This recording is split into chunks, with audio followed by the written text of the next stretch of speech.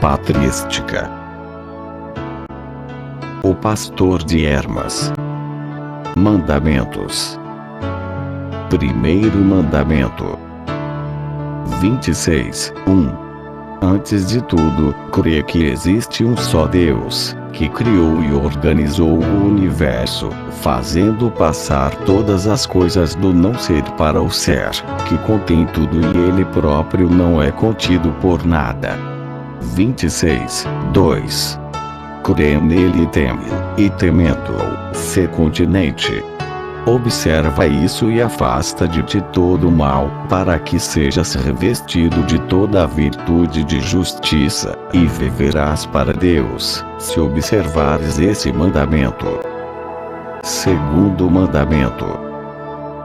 27:1. Ele me disse: sê simples e inocente, e serás como as crianças, que não conhecem o mal que destrói a vida dos homens. 27:2. Em primeiro lugar, não fales mal de ninguém, nem ouças com prazer o maledicente.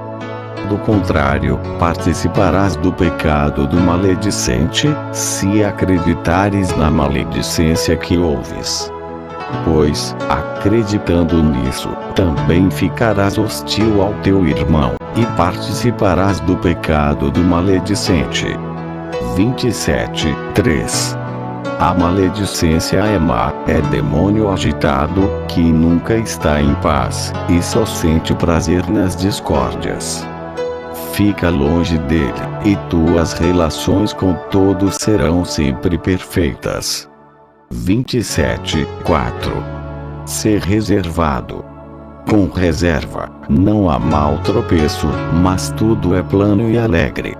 Realiza o bem, do produto do trabalho que Deus te concede, dá com simplicidade a todos os necessitados, sem te preocupares a quem darás ou não. Dá a todos, porque Deus quer que seus próprios bens sejam dados a todos. 27:5. Os que recebem prestarão contas a Deus do motivo e finalidade daquilo que tiverem recebido. Os que receberem por necessidade não serão julgados, mas os que enganarem para receber, serão punidos. 27:6. Aquele que dá é irrepreensível, pois realiza com simplicidade o serviço, conforme recebeu do Senhor, sem discriminar a quem dá ou não. O serviço, assim realizado na simplicidade, subsistirá em Deus. 27:7. Observa, portanto, esse mandamento, conforme te ordenei, para que tua conversão e a da tua casa sejam encontradas simples, puras, inocentes e incorruptíveis. Terceiro mandamento. 28:1. Ele me disse novamente: ama a verdade, e apenas a verdade saia de tua boca, para que o Espírito, que Deus colocou nesse corpo, seja encontrado verdadeiro por todos os homens. Assim, o Senhor, que habita em ti, será glorificado, porque o Senhor é verdadeiro em todas as palavras, e nele não há mentira. 28:2. Os mentirosos renegam o Senhor e o despojam, não lhe restituindo o depósito recebido. De fato, receberam dele um espírito que não mente.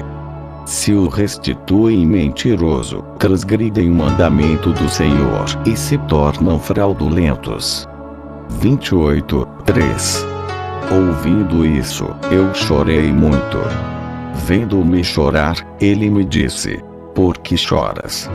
Eu respondi: Senhor, porque não sei se posso me salvar. Ele perguntou: por quê? Eu continuei: Senhor, é porque na minha vida eu nunca disse palavra verdadeira, mas sempre vivi usando de fraude para com todos e fiz com que minhas mentiras passassem por verdades aos olhos de todos. Ninguém jamais me contradisse. Ao contrário, sempre confiaram em minha palavra. Senhor, como posso viver, tendo feito isso? 28:4. Ele me disse: tu pensas bem verdadeiramente.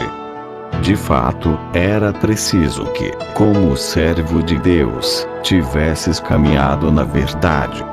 A má consciência não deveria habitar com o Espírito da verdade e trazer tristeza ao Espírito Santo e verdadeiro. Eu disse: Senhor, jamais ouvi palavras tão exatas. 28:5. Ele continuou: agora, porém, estás ouvindo. Observa-as, a fim de que também as mentiras que disseste antes em teus negócios, agora tenha credibilidade, ao verem que a tua linguagem hoje é verdadeira. Se observares essas coisas e, a partir de agora, disseres só a verdade, poderás adquirir a vida. E todo aquele que observar esse mandamento e se abstiver desse grande vício da mentira, viverá em Deus. Quarto mandamento. 29:1. Ele me disse: eu te ordeno guardar a castidade e que não entre em teu coração o desejo de outra mulher, nem de qualquer fornicação, nem de qualquer outro vício semelhante. Porque, se fizeres isso, cometerás grande pecado. Lembra-te sempre de tua esposa, e jamais pecarás. 29:2. Se esses desejos entrarem em teu coração, pecarás. E se entrarem outras coisas igualmente más, também cometerás pecado, pois tal desejo é grande pecado para o servo de Deus. Se alguém realiza esse ato vicioso, prepara a morte para si mesmo. 29:3. Portanto, estejas atento. Evita esse desejo, pois onde habita a santidade, no coração do homem justo, a iniquidade não deve entrar. 4. Eu lhe disse: Senhor, permite-me apresentar algumas questões. Ele respondeu: podes perguntar. Eu continuei: Senhor, se alguém tem esposa que crê no Senhor, e descobre que ela é adúltera, esse homem comete pecado vivendo com ela. 29:5. Ele me respondeu: enquanto ele não sabe, não comete pecado. Mas se fica sabendo do pecado de sua mulher e que ela, ao invés de se arrepender, persiste no adultério, o marido, vivendo com ela, se torna cúmplice de sua falta e participa no adultério dela. 29:6. Então perguntei: se a mulher persiste nessa paixão, o que o marido deverá fazer? Ele respondeu: deve repudiá-la e viver sozinho. Contudo, se depois de ter repudiado sua mulher, ele se casar com outra, então ele também comete adultério. 29:7. Eu disse: Senhor, e se a mulher depois de ter sido repudiada, se arrepender e quiser voltar a seu marido, ele deverá acolhê-la? 29:8. Ele continuou: sim. E se o marido não a receber, ele cometerá pecado e carrega-se de grande culpa. É preciso acolher aquele que peca e se arrepende, mas não muitas vezes. Para os servos de Deus, existe apenas uma conversão. É em vista dessa conversão que o homem não deve se casar de novo. Essa obrigação vale tanto para a mulher como para o homem. 29:9. O adultério não é apenas macular o corpo. Quem vive como os pagãos, também comete adultério. Portanto, se alguém persiste nessa conduta sem se converter, afasta-te e não vivas mais com ele. Caso contrário, serás cúmplice do seu pecado. 29:10. A razão por que se ordena permanecer sozinho. tanto o homem como a mulher, é porque em tal caso é possível o arrependimento. 29:11. Contudo, não quero dar tal pretexto para que alguém faça isso, e se impedir que o pecador recaia no pecado. Para quem pecou antes, existe quem pode curá-lo. É aquele que tem poder sobre todas as coisas. 30:1. Continuei a perguntar, uma vez que o Senhor julgou-me digno de habitar sempre comigo, suporta ainda algumas interrogações, pois nada compreendo, e meu coração se endureceu, por causa de minhas ações passadas. Ensina-me, pois sou totalmente desprovido de inteligência, e não compreendo absolutamente nada. 2. Ele me respondeu: estou encarregado da conversão e concedo inteligência a todos os que se arrependem. Não te parece que o fato de se arrepender é em si mesmo inteligência? O arrependimento é ato de grande inteligência. Com efeito, o pecador compreende que fez o mal diante do Senhor, e que o ato que ele cometeu entra no coração, então se arrepende e não pratica mais o mal. Ao contrário, ele se empenha com todo zelo a praticar o bem, humilha e experimenta a sua alma, pois ela pecou. Vês, portanto, que o arrependimento é ato de grande inteligência.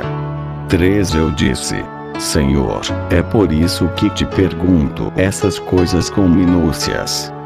Primeiro, porque sou um pecador que desejo saber o que devo fazer para viver, pois meus pecados são muitos e numerosos.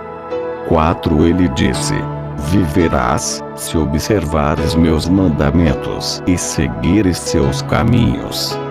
Quem ouvir esses mandamentos e os observar, viverá em Deus. 31:1. Eu disse: Senhor, ainda quero te fazer outra pergunta.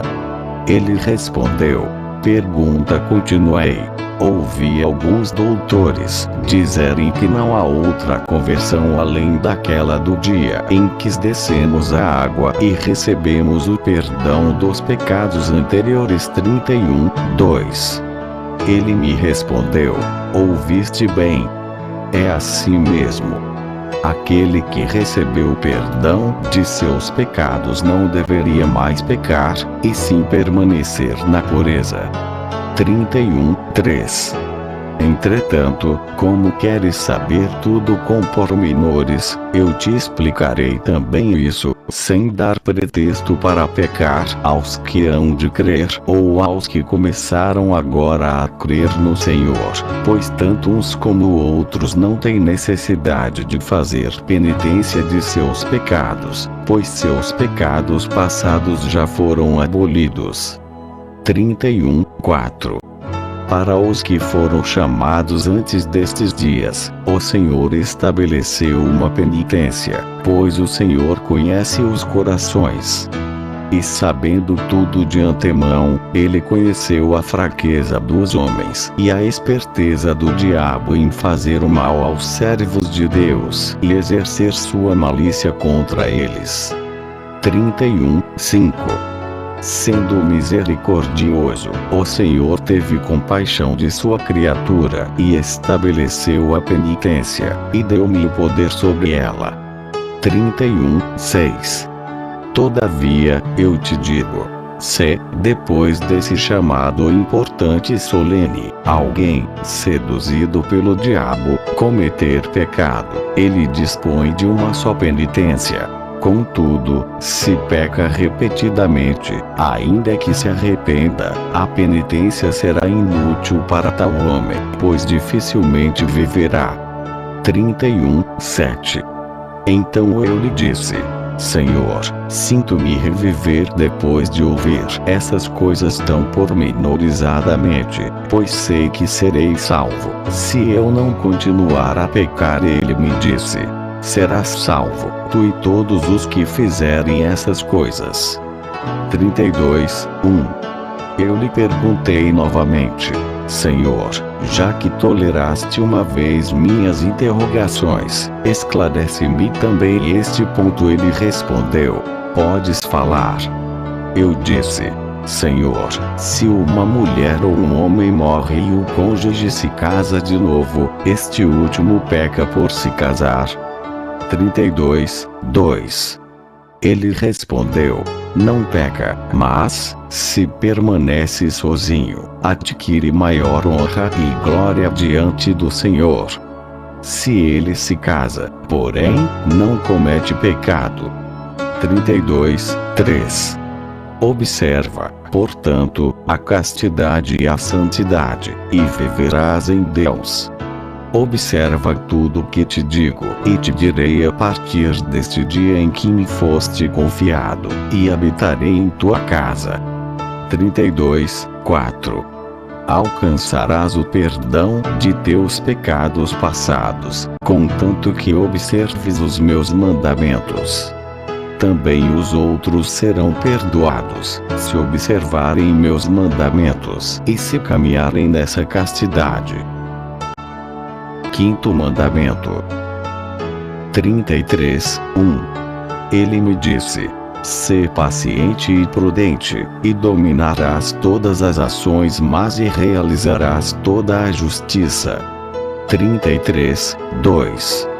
Se fores paciente, o Espírito Santo, que habita em ti, será límpido e não ficará na sombra de outro espírito mau. Encontrando grande espaço livre, ele ficará contente e se alegrará como o vaso em que ele habita e servirá a Deus com alegria, pois terá felicidade em si mesmo.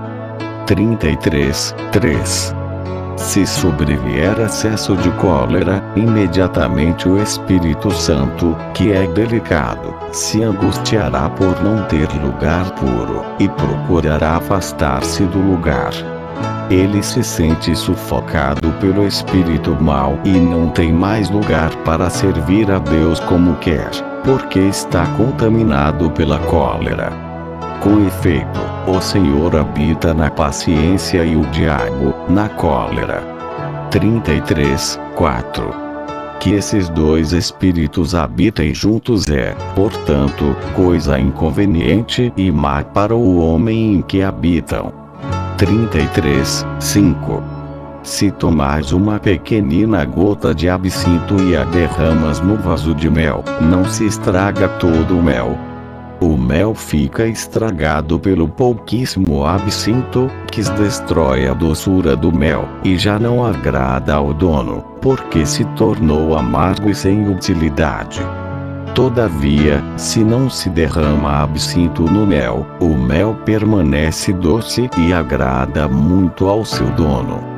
33:6. Vê. A paciência supera o mel em doçura, é útil ao Senhor, que habita nela.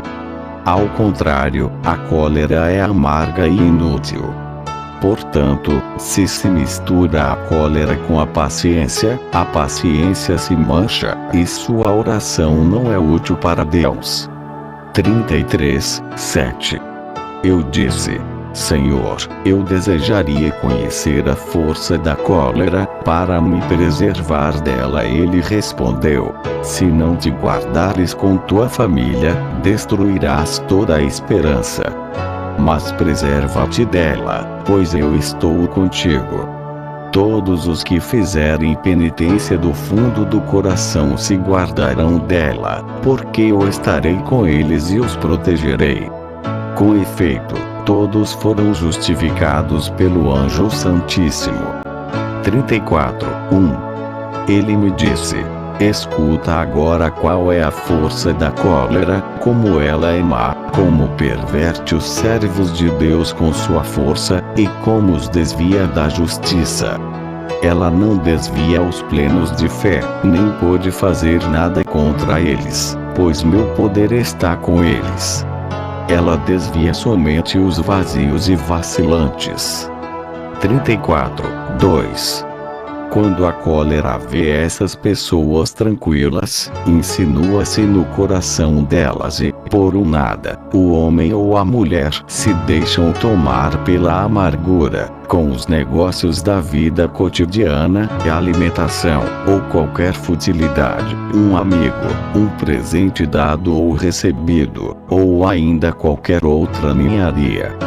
Tudo isso são coisas fúteis, vãs, insensatas e prejudiciais para os servos de Deus. 34:3. A paciência, ao contrário, é grande e forte, tem força poderosa e sólida, que se expande largamente. A paciência é alegre, contente sem preocupações, e glorifica o Senhor em todo momento. Nada nela é amargo. Ela permanece sempre doce e calma. Essa paciência habita com os que têm fé íntegra. 34:4. A cólera, ao contrário, é, em primeiro lugar, estulta, leviana e estúpida. Da estupidez nasce a amargura. Da amargura a irritação. Da irritação, o furor, e do furor o ressentimento. Tal ressentimento, nascido de tantos males, é pecado grave e incurável. 34:5. Quando todos esses espíritos vêm habitar o mesmo vaso, onde já habita o Espírito Santo, o vaso não pode mais conter tudo e transborda. 6. Então o espírito delicado, que não tem o costume de habitar com o espírito mau, nem com a aspereza, afasta-se de tal homem e procura habitar com a doçura e a mansidão. 34:7. Mas, quando se afasta do homem em que habitava, esse homem se esvazia do espírito justo e, daí para frente, cheio de espíritos maus, agita-se em todas as suas ações, arrastado de cá para lá pelos espíritos maus, completamente cego para todo pensamento bom. Eis o que acontece com todas as pessoas coléricas. 34:8. Afasta-te, portanto, da cólera, esse espírito maligno. Reveste-te, em troca, de paciência, resiste à cólera e à amargura, e te encontrarás com a santidade, amada pelo Senhor. Estejas atento para não te descuidares desse mandamento. Se o dominares, poderás observar também os outros mandamentos, que te ordenarei. Sê forte e inabalável neles, e fortaleçam-se igualmente todos os que quiserem caminhar neles. Sexto mandamento. 35:1. Ele me disse: no primeiro mandamento, eu te ordenei guardar a fé, o temor e a continência. Eu respondi: sim, Senhor. Ele continuou: agora te explicarei as forças dele, para que conheças o poder e a eficácia que elas possuem. Suas forças são de dois tipos e estão relacionadas com o justo e com o injusto. 35:2. Tem confiança no justo, mas não confies no injusto.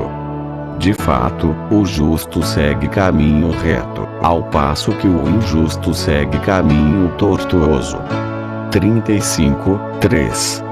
Quanto a ti, anda pelo caminho direito e plano, deixando o caminho torto.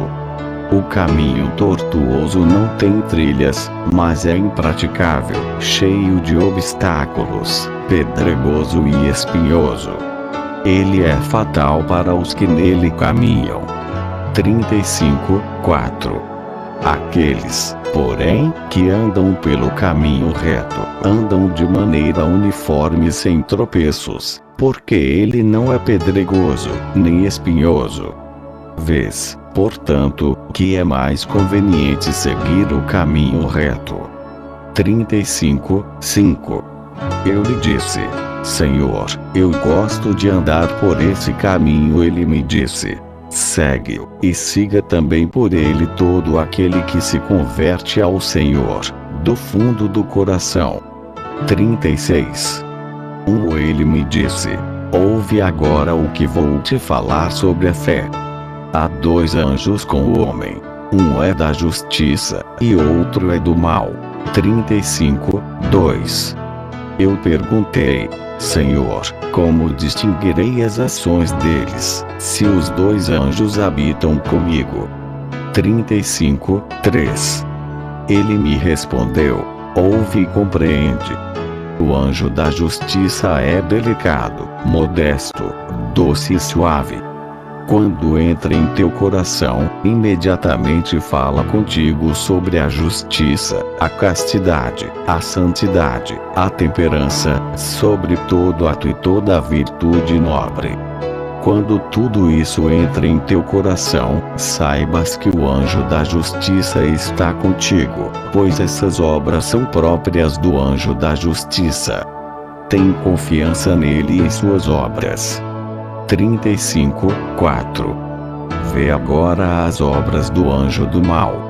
Em primeiro lugar, ele é colérico, amargo e insensato, e suas obras malignas os servos de Deus. Quando entra em teu coração, tu conheces por suas obras. 35:5. Eu disse: Senhor, não sei como poderei reconhecê-lo. Ele continuou: escuta. Quando a cólera se apodera de ti, ou a amargura, saibas que ele está em ti. Da mesma forma, os desejos da atividade dispersa, os gastos loucos em numerosos festins, em bebidas inebriantes, em orgias sem fim, em requintes variados e supérfluos, paixões pelas mulheres, grande riqueza, orgulho exagerado, altivez e tudo o que se assemelha a isso. Se essas coisas entram no teu coração, saibas que o anjo do mal está em ti. 35:6. Reconhecendo suas obras, afasta-te dele e não creias nele, pois essas obras são más e inconvenientes para os servos de Deus. Aí tens as ações dos 2 anjos. Compreende essas ações e depõe tua confiança no anjo da justiça. 35:7. Afasta-te do anjo do mal, porque seu ensinamento é mau para qualquer obra. Se alguém é fiel e o pensamento desse anjo entra em seu coração, é inevitável que essa pessoa, homem ou mulher, cometa pecado. 35:8. Por outro lado, se homem ou mulher são depravados e as obras do anjo da justiça entram em seu coração, é inevitável que essa pessoa faça o bem. 9. Portanto, que é bom seguir o anjo da justiça e renunciar ao anjo mau. 35:10. Esse mandamento explica o que se refere à fé, para que acredites nas obras do anjo da justiça e, cumprindo-as, vivas em Deus. Acredita também que as obras do anjo do mal são funestas. Evitando-as, viverás em Deus. 7º mandamento. 37:1. Ele me disse: teme o Senhor e guarda seus mandamentos. Guardando os mandamentos de Deus, serás forte em tudo o que fizeres, e tua ação será incomparável. Com efeito, temendo ao Senhor, farás tudo bem. Ele é o temor que precisas ter, e então o serás salvo. 37:2. Não temas o diabo. Temendo ao Senhor, triunfarás do diabo, pois ele não tem poder. Se alguém não tem poder, também não apresenta motivo para temor. Quem tem poder glorioso, também inspira temor. De fato, todo aquele que tem poder, inspira temor. Aquele que não o tem, é desprezado por todos.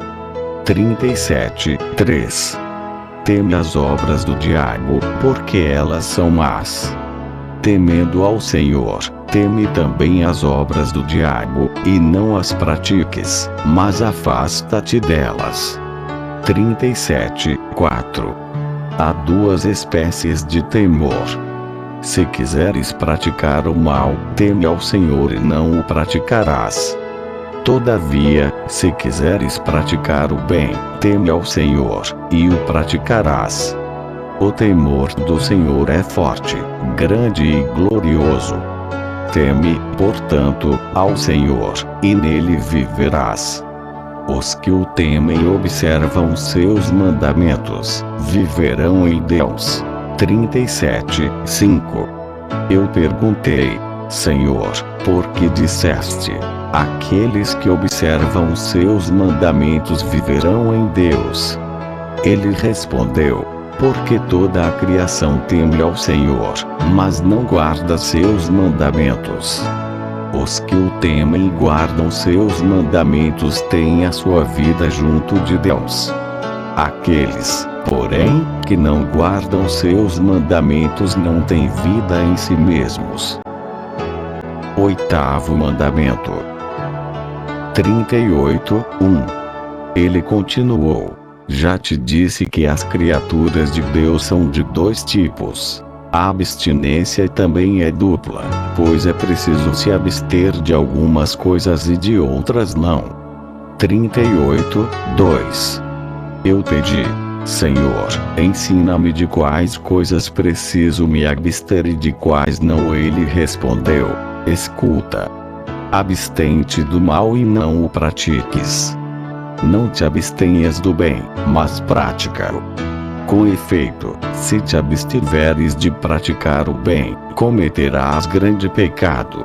Por outro lado, se te abstiveres de praticar o mal, praticarás um grande ato de justiça. Abstente, portanto, de todo o mal e pratica o bem. 38:3. Eu perguntei: Senhor, quais são os males de que nos devemos abster? Ele me respondeu: escuta. Adultério, fornicação, excesso na bebida, prazer depravado, comer em demasia, luxo da riqueza, ostentação, orgulho, altivez, mentira, maledicência, hipocrisia, rancor e todo tipo de blasfêmia. 38:4. São essas as piores obras que existem na vida dos homens. O servo de Deus deve abster-se dessas obras, pois aquele que não se abstém delas, não pode viver em Deus. Escuta agora as obras que seguem a essas. 38:5.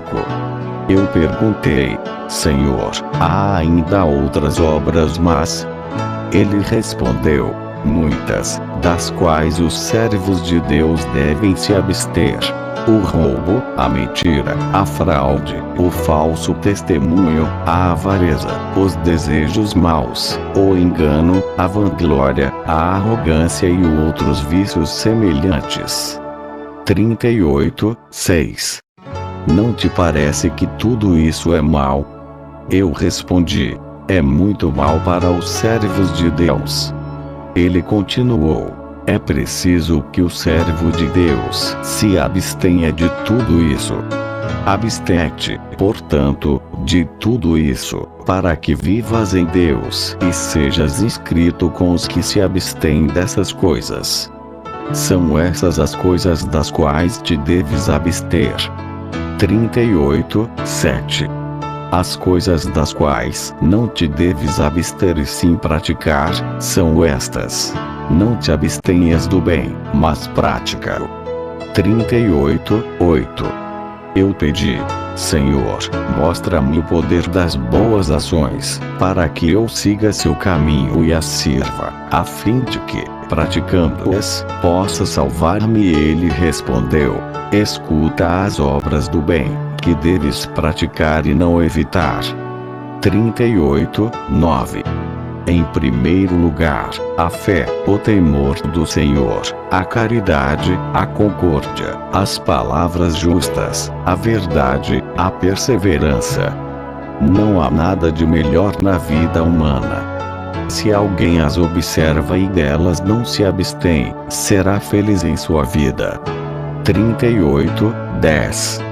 Escuta agora as obras que seguem a essas: assistir às viúvas, visitar os órfãos e necessitados, resgatar da escravidão os servos de Deus, ser hospitaleiro, pois na hospitalidade encontra-se por vezes a ocasião de fazer o bem, não criar obstáculos para ninguém, ser calmo, tornar-se inferior a todos, honrar os anciãos, praticar a justiça, conservar a fraternidade, suportar a violência, ser paciente, não nutrir rancor, consolar os aflitos na alma, não afastar da fé os escandalizadas, mas convertê-los e dar-lhes coragem, corrigir os pecadores, não oprimir os devedores e necessitados, e outras ações semelhantes.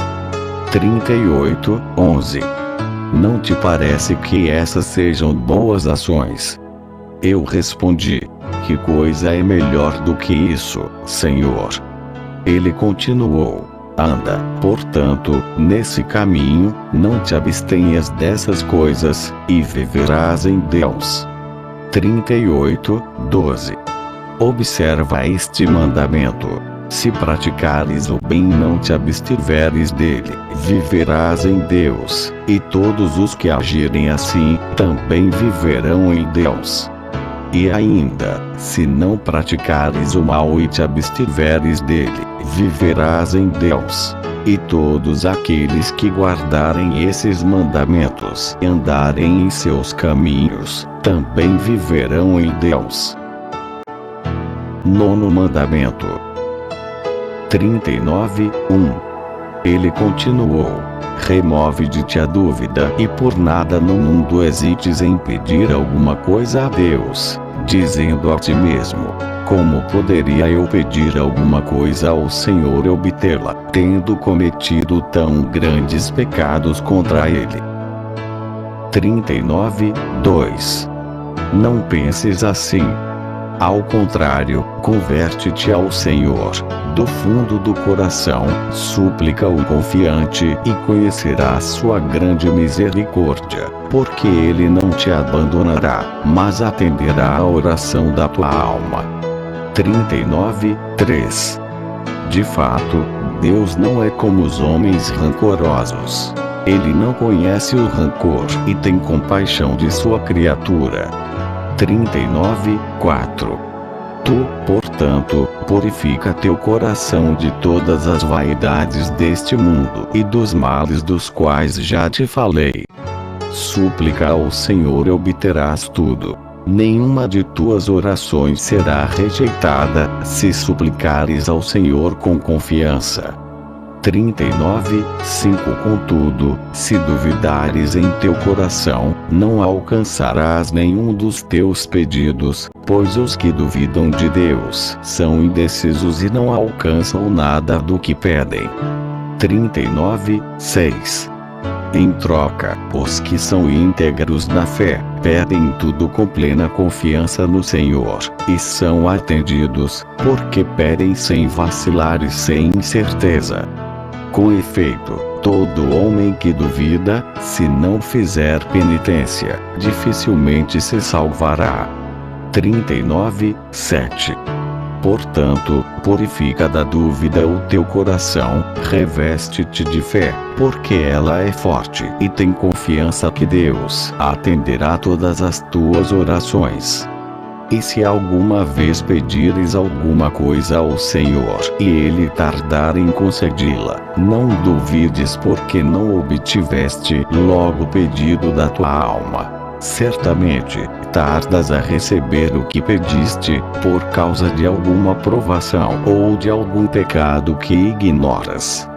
39:8. Não deixes, portanto, de pedir o que tua alma deseja, e o obterás. Contudo, se ao rezar caíres no desânimo e na dúvida, culpa-te a ti mesmo e não aquele que está disposto a te dar. 39:9. cuidado com a dúvida. Ela é má, insensata e desenraizada fé. Não poucos, até pessoas muito fiéis e firmes, pois a dúvida é filha do diabo e faz muito mal aos servos de Deus. 39:10. Despreza, portanto, a dúvida, e domina-a em tudo. Para isso, reveste-te de fé firme e poderosa. De fato, a fé tudo promete, tudo cumpre, mas a dúvida, que não tem confiança sequer em si mesma, malogra-se em toda obra que empreende. 39:11. Vês, portanto, que a fé vem do alto, do Senhor, e tem grande força. A dúvida, porém, é apenas um espírito terrestre que vem do diabo e não tem força nenhuma. 39:12. Serve, portanto, a fé que tem força e afasta a dúvida que não tem força nenhuma. Então viverás em Deus, e todos os que pensam assim também viverão em Deus. 10º mandamento. 41. Ele continuou: afasta de ti a tristeza, pois ela é irmã da dúvida e da cólera. 42. Eu perguntei: Senhor, como é que ela é irmã delas? Parece-me que a cólera é uma coisa, a dúvida é outra, e a tristeza ainda outra coisa. Ele me respondeu: és homem insensato. Não compreendes que a tristeza é o pior de todos os espíritos e o mais terrível para os servos de Deus, e que, mais do que todos os espíritos, ela arruína o homem, expulsa o Espírito Santo, e depois salva. 43. Eu disse: Senhor, de fato sou insensato e não compreendo essas parábolas. Com efeito, não compreendo como a tristeza pode expulsar e depois salvar. 44. Ele continuou: escuta. Os que nunca pesquisaram a verdade, nem indagaram sobre a divindade, que se limitaram a crer, ficam presos em seus negócios, riquezas, amizades pagas e outras numerosas ocupações deste mundo. Todos esses, que só vivem para isso, são incapazes de compreender as parábolas a respeito da divindade. Ficam obscurecidos por essas atividades, se corrompem e ficam áridos. 45.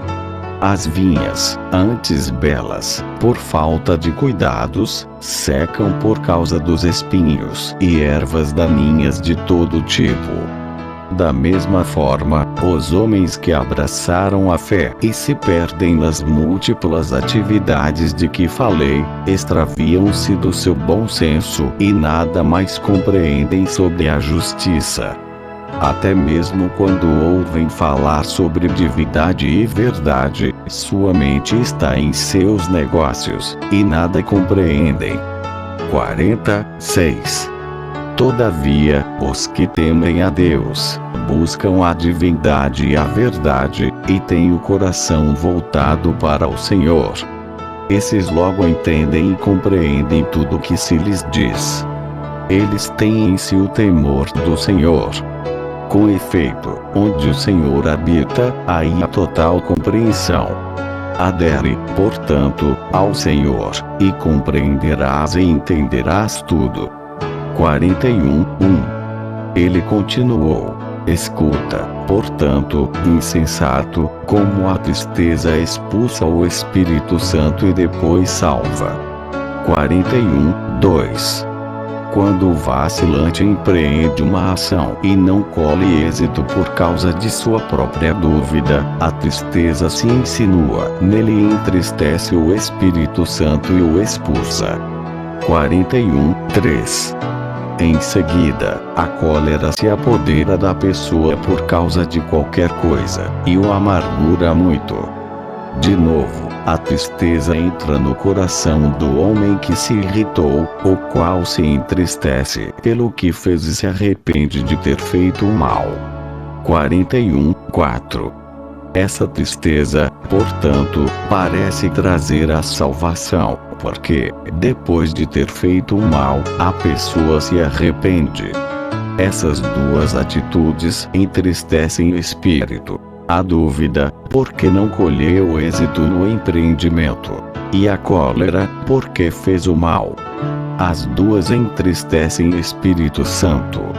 41:5 Afasta, portanto, a tristeza de ti, para não entristecer o Espírito Santo que habita em ti, a fim de que ele não suplique a Deus contra ti e de ti se afaste. 41:6 Com efeito, o Espírito de Deus, que foi dado ao teu corpo, não suporta a tristeza nem a angústia. 42:1 Reveste-te, portanto, da alegria, que agrada a Deus e Ele a aceita. Faze dela as tuas delícias. De fato, todo homem alegre realiza sempre o bem, pensa no bem e despreza a tristeza. 42:2 O homem triste pratica sempre o mal. Em primeiro lugar, pratica o mal porque entristece o Espírito Santo, que foi dado alegre ao homem. Em seguida, entristecendo o Espírito Santo, pratica a injustiça por não suplicar a Deus, nem louvá-lo. Com efeito, a oração do homem triste jamais tem a força de subir ao altar de Deus. 42:3 Eu perguntei, por que a súplica do homem triste não sobe ao altar? Ele respondeu, porque a tristeza reside no seu coração. Unida à oração, a tristeza não permite que a oração suba pura ao altar. O vinho misturado com vinagre não tem o mesmo sabor. Igualmente acontece com a tristeza. Misturada com o Espírito Santo, não conserva a própria oração. 42:4 Purifica-te, portanto, dessa tristeza maligna, e viverás em Deus. E todos os que afastarem de si a tristeza e se revestirem de toda a alegria, também viverão em Deus. 11º Mandamento. 43:1 Ele me mostrou homens sentados no banco e outro homem sentado numa poltrona. E me disse: vês as pessoas sentadas no banco? Eu respondi: sim, Senhor. Ele explicou: esses são fiéis, e o que está sentado na poltrona é falso profeta, que corrompe a inteligência dos servos de Deus, isto é, corrompe a inteligência dos que duvidam, e não dos fiéis. 43:2 Aqueles que duvidam vão até ele como adivinho e lhe perguntam o que lhes acontecerá. Então esse falso profeta, sem ter em si nenhum poder do Espírito Divino, responde-lhe segundo o que perguntam e segundo seus maus desejos, satisfazendo-lhes a alma com o que desejam.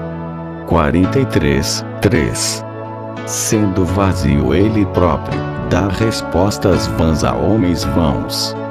Seja qual for a pergunta, ele responde conforme a vaidade do interrogador.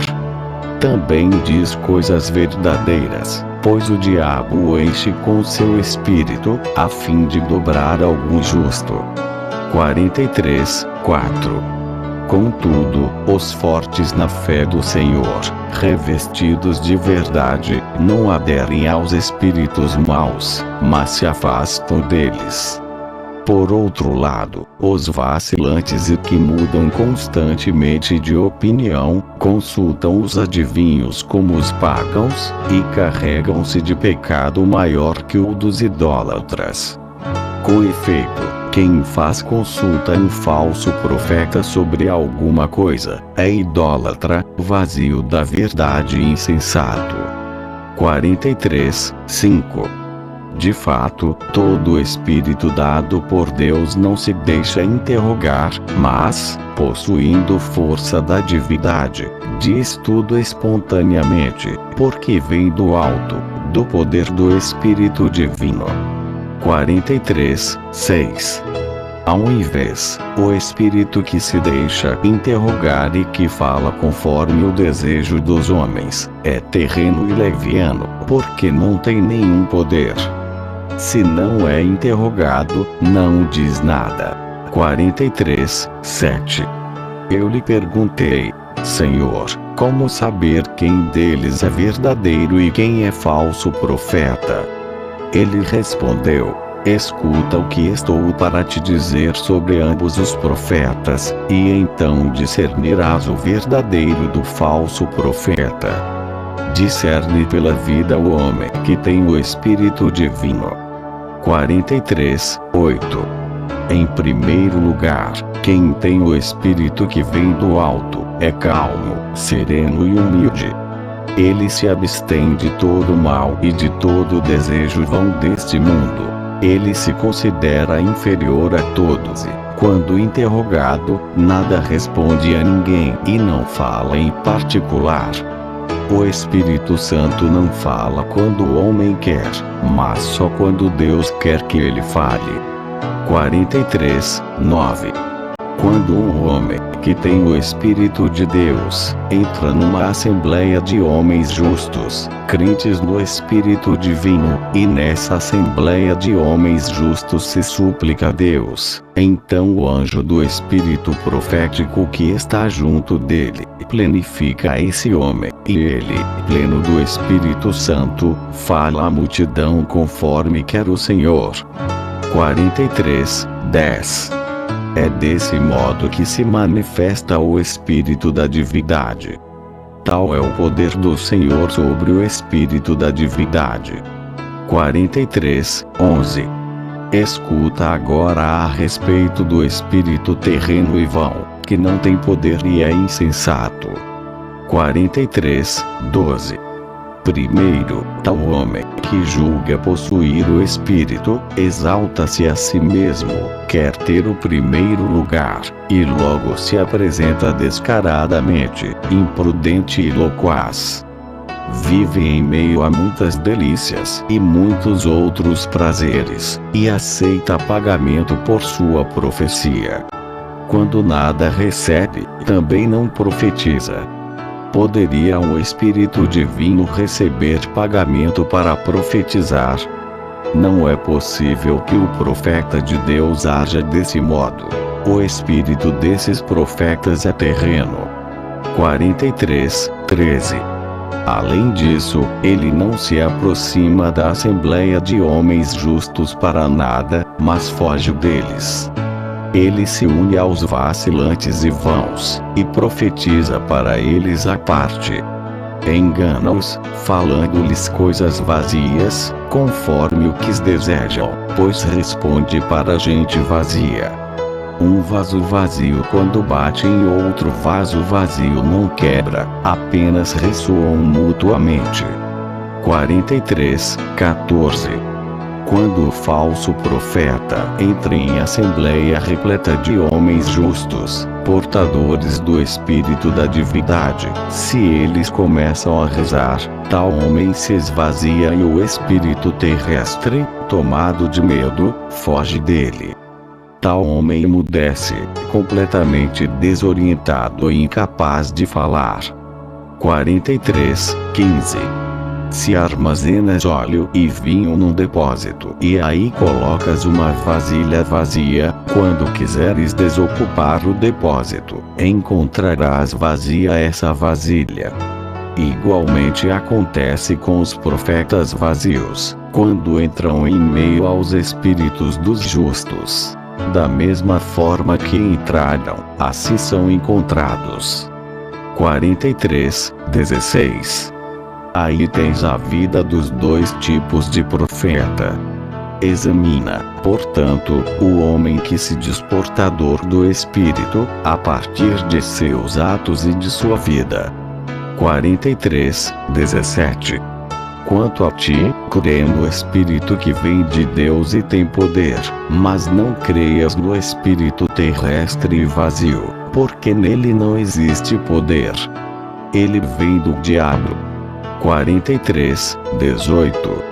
Escuta a parábola que vou te contar. Pega uma pedra e atira para o céu. Vê se podes atingi-lo. Ou então pega um tubo de água e atira o jato para o céu. Vê se és capaz de furar o céu. 43:19. Eu perguntei: Senhor, como se pôde fazer isso? As duas coisas que disseste são impossíveis. Ele respondeu: assim como essas coisas são impossíveis, também os espíritos terrestres são impotentes e fracos. 43:20. Toma agora a força que vem do alto. O granizo é grão pequenino, mas quando cai sobre a cabeça de uma pessoa, que dano lhe causa? Ou então, pega a gota de água, que cai do telhado no chão e fura a pedra. 43:21. Vês, portanto, que as melhores coisas que caem do alto sobre a terra têm grande força.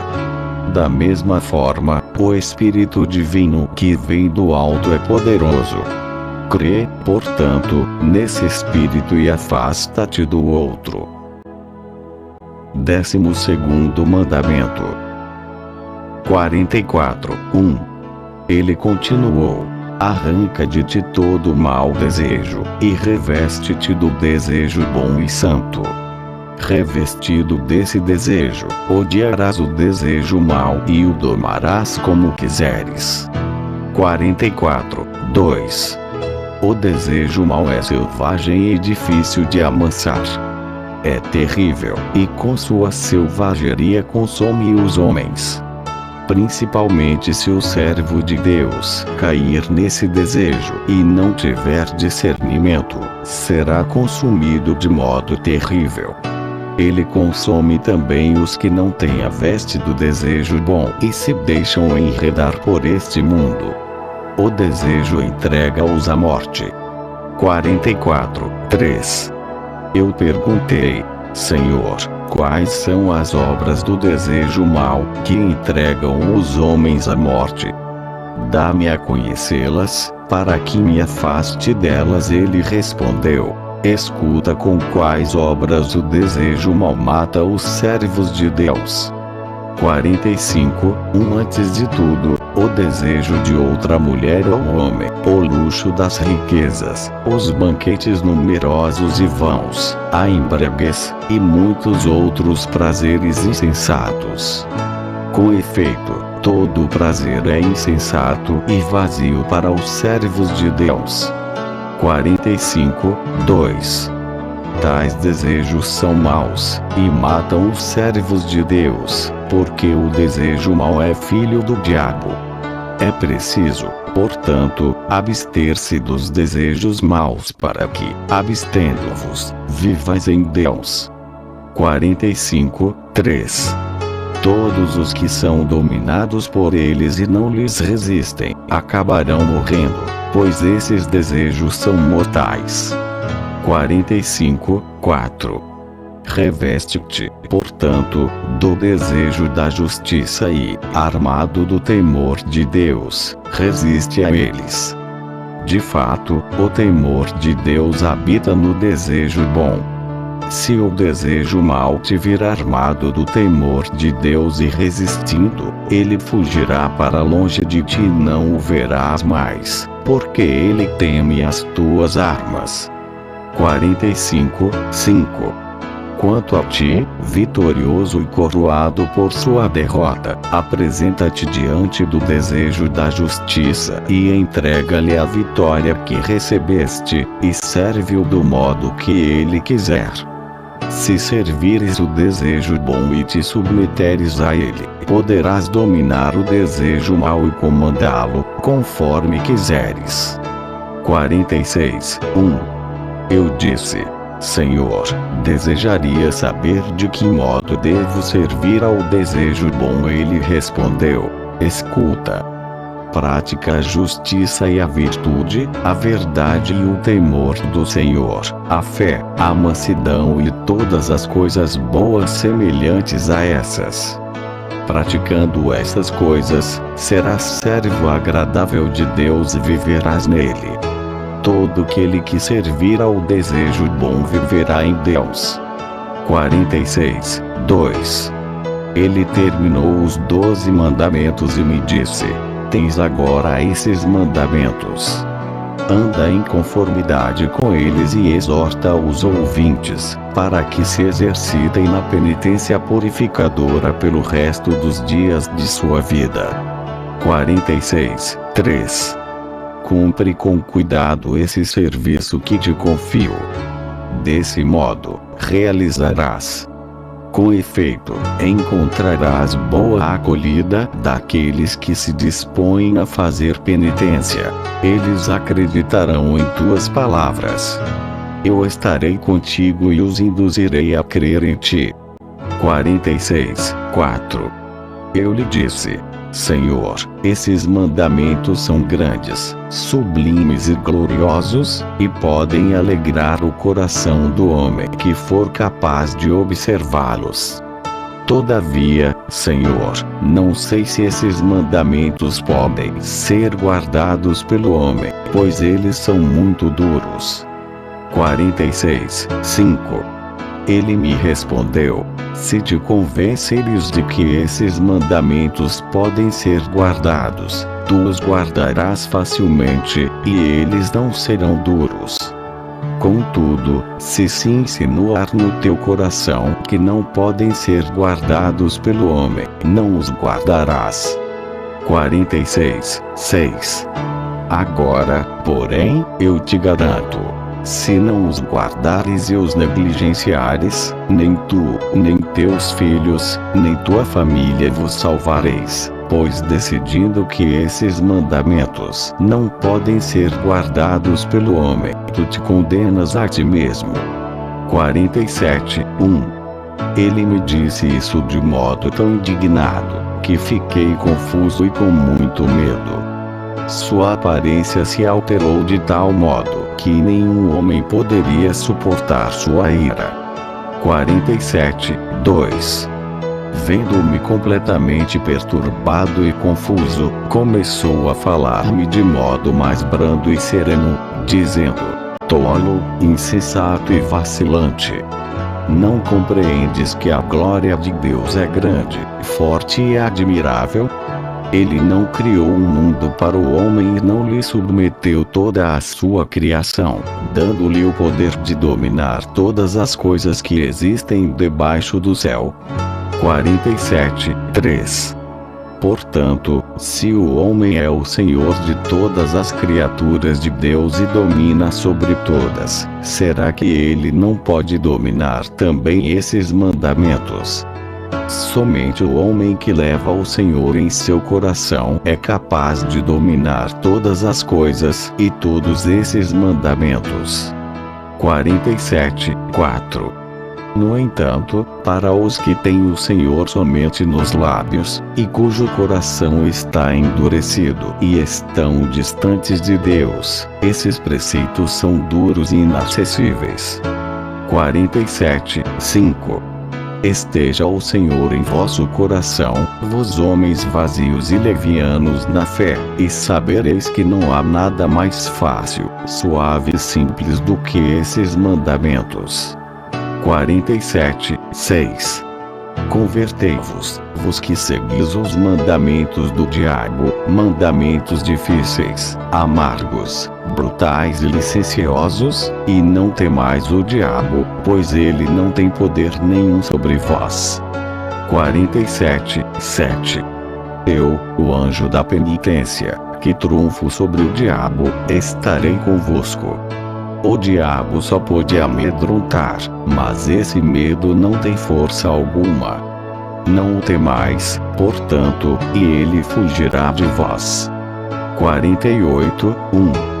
Eu lhe disse: Senhor, escuta ainda algumas palavras. Ele respondeu: Dize o que queres. Eu continuei: Senhor, o homem tem o desejo de guardar os mandamentos de Deus, e ninguém deixa de pedir ao Senhor que o reforce nos seus mandamentos e o submeta a eles. O diabo, porém, é duro, e domina os homens. 48, 2. Ele me respondeu: ele não conseguirá dominar os servos de Deus, se estes, de todo o coração, nele tiverem esperança. O diabo é capaz de combater, não porém de triunfar. Se lhe resistirdes, será derrotado e, envergonhado, fugirá de vós. Todavia, aqueles que são vazios temem o diabo como se ele tivesse poder. 48, 3. Quando um homem enche de bom vinho recipientes apropriados e entre esses deixa alguns semicheios, ao voltar para os recipientes ele não se preocupa com os que estão cheios, pois sabe que estão cheios. Observa, sim, os que estão semicheios, temendo que tenham azedado, e o vinho perca o sabor. 48, 4. Mesmo acontece com o diabo. Ele vai e tenta todos os servos de Deus. Os que estão cheios de fé lhe resistem fortemente, e o diabo se afasta deles, pois não encontra por onde entrar. Então, ele vai até os que estão semicheios e, encontrando lugar, entra neles, faz o que quer, tornando-os seus escravos. 49, 1. Eu, o anjo da penitência, vos digo: não temais o diabo, pois fui enviado para estar com aqueles de vos que de todo o coração fazem penitência, para os fortificar na fé. 49, 2. Portanto, crede em Deus, vos que, por causa dos vossos pecados, desesperastes da vida e acrescentais pecados a pecados, agravando assim profundamente a vossa própria vida. Se vos converterdes ao Senhor de todo o vosso coração e praticardes a justiça pelo resto dos dias de vossa vida, se o servirdes retamente, conforme a sua vontade, ele vos curará de vossos pecados passados e não vos faltará força para dominar as obras do diabo. Não temais de modo nenhum a ameaça do diabo, pois ele, como nervos de cadáver, não tem força nenhuma. 49, 3. Escutai, portanto, e temei aquele que pode salvar ou destruir tudo. Observai seus mandamentos e vivereis em Deus. 49, 4. Eu lhe pedi: Senhor, agora estou fortificado em todos os mandamentos do Senhor, porque estás comigo. Sei que abaterás todo o poder do diabo e que nós o dominaremos, e venceremos todas as suas obras. Senhor, espero que, fortalecido pelo Senhor, eu possa guardar os preceitos que me deste. 49, 5. Ele me respondeu: tu os guardarás, contanto que teu coração permaneça puro, voltado para o Senhor. Todos aqueles que os guardarem, purificando o coração dos desejos vazios deste mundo, viverão em Deus.